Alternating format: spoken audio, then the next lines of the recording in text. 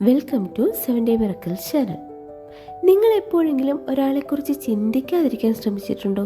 എത്രയൊക്കെ ശ്രമിച്ചിട്ടും അവർ വീണ്ടും വീണ്ടും നിങ്ങളുടെ ചിന്തകളിലേക്ക് വരുന്നു.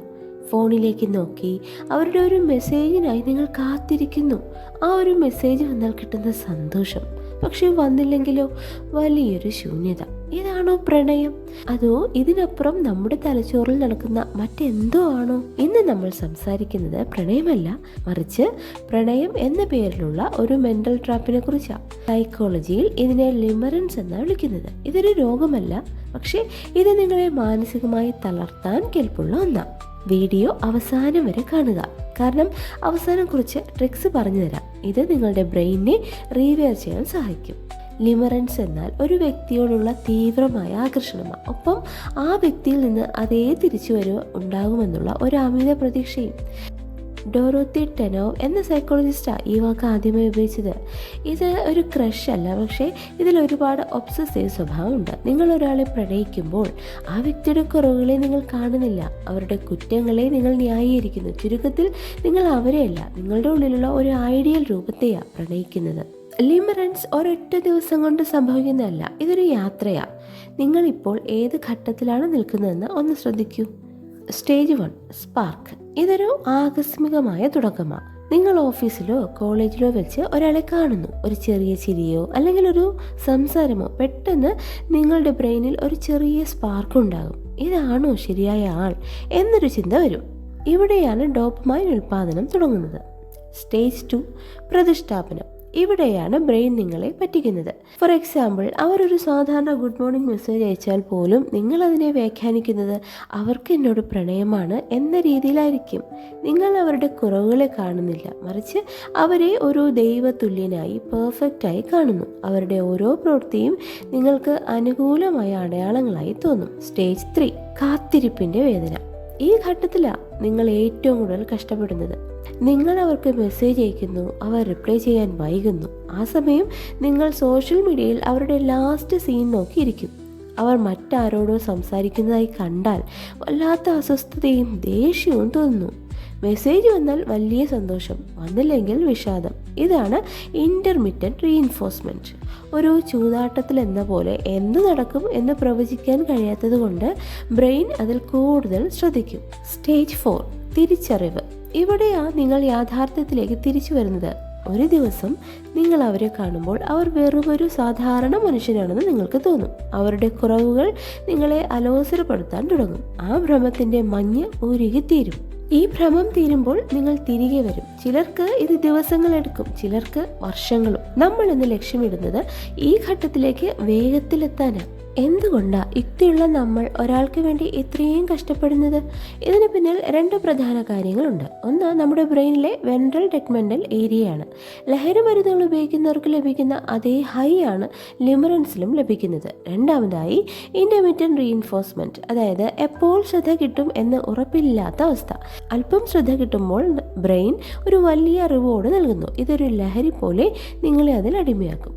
സോ ഇതിൽ നിന്ന് രക്ഷപ്പെടാനുള്ള 4 എഫക്റ്റീവ് സൈക്കോളജിക്കൽ ട്രിക്കുകൾ ഞാൻ പറഞ്ഞു തരാം. 1, ദ റിയാലിറ്റി ചെക്ക്. നമ്മുടെ ബ്രെയിൻ ആ വ്യക്തിയുടെ നല്ല വശങ്ങളെ മാത്രം ഹൈലൈറ്റ് ചെയ്യും.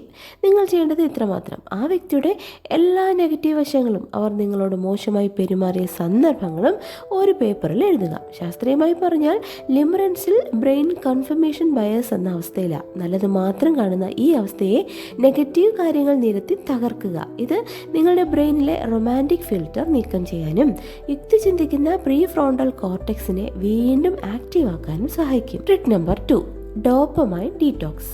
ഏറ്റവും കഠിനമായ എന്നാൽ ഏറ്റവും മികച്ച മാർഗം. അവരുമായുള്ള എല്ലാ ബന്ധങ്ങളും, സോഷ്യൽ മീഡിയ അടക്കം, കുറച്ചുനാൾ ഒഴിവാക്കുക. സയൻസ് പറയുന്നത് നിങ്ങൾ അവരെ കാണുമ്പോഴൊക്കെ തലച്ചോറിൽ പുതിയ ഡോപ്പമൈൻ റിലീസ് ആവുന്നതെന്നാണ്.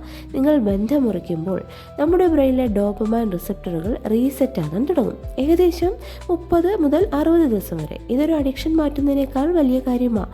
നിങ്ങൾ ഈ കാലയളവിൽ കാണിക്കുന്ന ആത്മനിയന്ത്രണം നമ്മുടെ ബ്രെയിനിൻ്റെ ഘടനയിൽ തന്നെ മാറ്റം വരുത്തും. Trick number 3, urge surfing. അവരെ വിളിക്കണമെന്നൊരു തോന്നൽ വരുമ്പോൾ അതിനെ തടയാൻ നോക്കരുത്. പകരം ആ തോന്നലിനെ ഒരു തിരമാല പോലെ കണ്ട് നിരീക്ഷിക്കുക. എനിക്കിപ്പോൾ അവരെ വിളിക്കാൻ തോന്നുന്നുണ്ട്, ഇതെൻ്റെ ബ്രെയിനിലെ ഡോപ്പമൈൻ കളിയാണ് എന്ന് സ്വയം പറയൂ.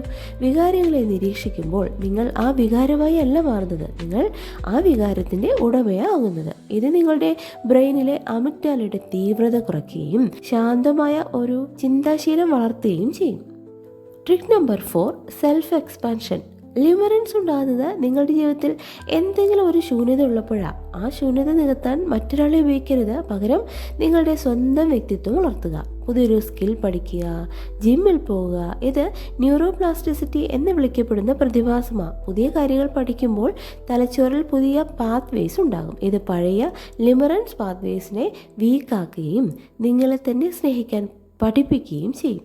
മൈ ഡിയർ ഫ്രണ്ട്, ഒന്ന് ചോദിച്ചോട്ടെ, എന്തിനാണ് നിങ്ങൾ മറ്റൊരാളുടെ ശ്രദ്ധയ്ക്ക് വേണ്ടി ഇത്രയധികം യാചിക്കുന്നത്? നിങ്ങൾ ഈ പ്രപഞ്ചത്തിലെ ഏറ്റവും അപൂർവമായ സൃഷ്ടിയാണ്. മറ്റൊരാളുടെ അംഗീകാരത്തിൽ നിങ്ങളുടെ സന്തോഷം അടിയറ വെക്കേണ്ട ആവശ്യമുണ്ടോ? ലിമറൻസ് എന്നത് നിങ്ങളുടെ തെറ്റല്ല, ഇതൊരു കെമിസ്ട്രിയാണ്. നിങ്ങളുടെ ബ്രെയിൻ നിങ്ങളെ പറ്റിക്കുകയായിരുന്നു. പക്ഷേ ഓർക്കുക, ആ വ്യക്തിയേക്കാൾ കൂടുതൽ സ്നേഹം അർഹിക്കുന്നത് നിങ്ങൾ തന്നെയാണ്.